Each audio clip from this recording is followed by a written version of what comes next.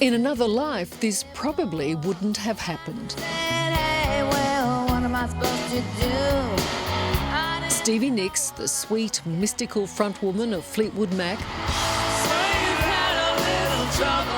and Chrissie Hynde, the Take No Prisoners lead singer of The Pretenders, sharing the stage. Stop dragging my, stop dragging my heart around. They couldn't be more different if they tried. How did the two of you make this happen? Divine intervention. It was divine intervention. But incredibly, here they are. Look at her little tiny hands. I've never seen anything like it. I know one person that has tiny hands like that. Together, She was a good friend before she was even a good friend. touring the world. I can be really pretty scary. Maybe too, though. It's like,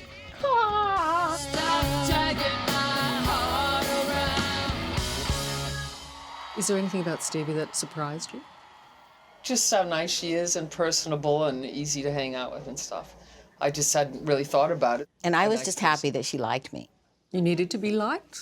I did want her to like me because everybody said, she's kind of a, An asshole. She doesn't know. They just say she doesn't. Say it. No, she doesn't like everybody. That's what they said. Marcus, nice handshake. It's that no-nonsense approach that has given Chrissie Hynde a fearsome reputation. He looks good. But today, on the streets of New York, she's in very good humour Would a George Clooney interest you? I like him because I just like his vibe. and somewhat reflective about her life. The point you're saying is you're alone and you're pretty happy about it. But Totally. if someone came along, the door's not closed. Definitely not. Come and get it, boys, say I. She was raised in Ohio in the 60s. But she quickly snapped out of her suburban slumber when she developed a rebellious taste for rock and roll. You were that teenager who didn't conform, didn't fit the norm. I mean, no one fit the norm back in the 60s because that's when they broke the mold, and everything changed. Must have been interesting for your parents because, they were good suburban people. It was something else. They, Because they would have seen this young girl becoming a woman. yeah, well, they didn't like that. They didn't like what I was becoming very much. But that was good, because I left when I was 22 and I never went back.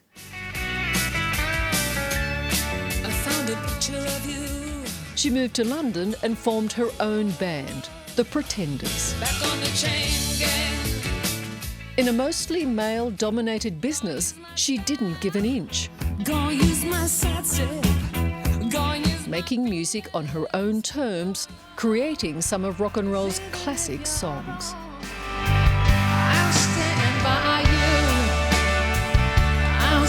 But despite her success, she remains rebellious and virtually contemptuous of her accolades, including her place in the Rock and Roll Hall of Fame. Being inducted into the Rock and Roll Hall of Fame didn't mean much to you. I think it's nothing to do with rock and roll. It was set up by people who wanted to be in a Hall of Fame. I don't think it's an accolade or an honor. I think it's completely phony, and I find it embarrassing. And if anywhere you see my name, if it ever says my name and it says rock and roll, that's because I didn't get there first and say, take that out. So in essence, you're talking about bullshit. Some people like that kind of thing. Let the pop stars have it. Let them hold their little statues up and cry and thank God for their statue. Let them have it. But it's not us.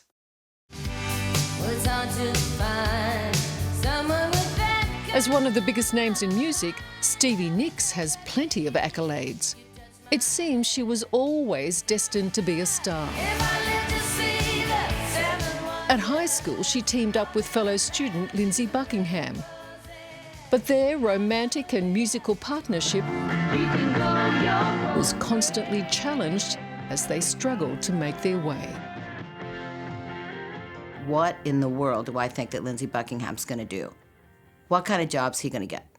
There is not a job out there for him. You knew then. I think he was absolutely useless. So, and I said, that's all right, because you know what? You, Mr. Useless, can stay home and work on our music all day long, and then when I get home, I'll cook dinner, and then we'll start at 9, and then we'll sing. But Mr. Useless did get you towards Fleetwood Mac. Absolutely. In 1975, when Buckingham was asked to join Fleetwood Mac, he insisted Stevie join too. Today, Stevie Nicks has achieved with the band and as a solo artist 40 hit songs and sales of more than 140 million albums. It's an extraordinary career, but one that almost ended because of her addiction to cocaine. When you look back now, though, are you shocked at how great a grip it had? I'm shocked that anything could have that much of a grip.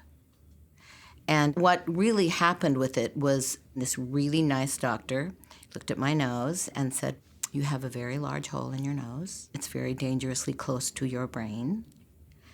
And the next time that you do some cocaine, it could be your last time that you do anything, actually. So you might want to think about that." I saw where you said you've seen pictures of yourself high and it's really unattractive. So unattractive. It's like if I look at videos, and these are like $1 million videos, and I have to sit there and just go, seriously, could you have just laid off the coke for 2 days? If you lost your mind, and that is exactly what cocaine does, you lose your mind. But ironically, it was a prescription drug that almost killed her. A tranquilizer called clonazepam that stole 8 years of her life. In that 8 years, I could have had a baby. I could have had maybe an amazing relationship. Maybe I might have been married. Maybe I could have done another, 2 Fleetwood Mac albums that were really great. Maybe I could have done another 2 or 3 Stevie Nicks albums that were really great. So many things that I could have accomplished during that 8 long years. I accomplished nothing. Devastating. Devastating. So that's my regret. And if I were to see that psychiatrist on the street, I would run towards him and try to kill him.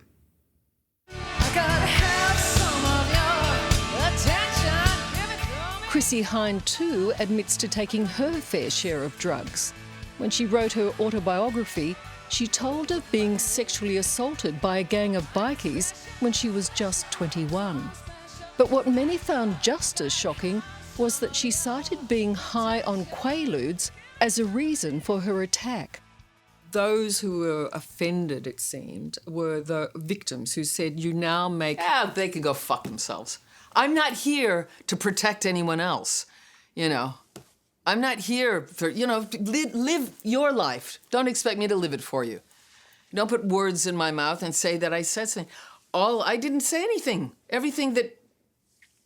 I just talked about my experience. I wasn't telling anyone what to do. But you are not allowing those who are perpetrators of crime take responsibility when you say that. Those bikers should take responsibility. They're all too. dead. But shouldn't they? I don't have to worry about them. They killed themselves. Sure, but the argument is that the perpetrators of the crime are still the guilty ones, not you. It's not my argument. You don't care. I didn't say if I cared or not. I was just telling a story about what happened to me. I didn't say anything about... I didn't take a moral stand on it. I said I got myself into trouble because I was stupid. So sue me. Together, Chrissie Hynde and Stevie Nicks are a formidable team. Both have powerful and distinctive voices, and both are very clear about who they are and what they want. I like the fact that I am mysterious. I don't have a computer. I'm not interested in Facebook, Twitter, Instagram. I don't like that world, so I'm not going to live in it. And I don't live in it. It's hard to think about what you lost. I've seen you described as intense, androgynous, sexy, rebellious, fierce. Are any of those legitimate? Obviously sexy. I don't like being thought of as being fierce. Why not? But you are. Because it's not a very feminine thing, and I don't think it's a nice thing to be. When you talk about being feminine, It's no wonder I'm alone.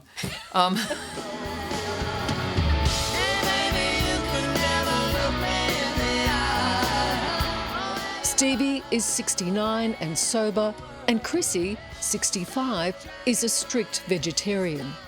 The sex and drugs may be gone, but there's still plenty of rock and roll. And both believe they're in the prime of their lives. I think if I live to be 90 years old, I will sing as long as my chords are good. As long as I can sing, I will continue to sing. But if I ever feel like what we're doing is age inappropriate, then I will stop doing it in the way we do it. You can't retire from being Yeah. yourself. No. And in what we do, we're the most ourself when we're on the stage. You can't retire from being yourself. I was saying to my girlfriend last night, who I've known since I was 10, I said, no one's going to make me not feel good now. I've never felt better, and no one's going to take it away from me. You know, I feel I'm in my best decade now because nothing's bothering me. So these are the best years of your life. Yeah, absolutely. Absolutely. Hello, I'm Liz Hayes. Thanks for watching.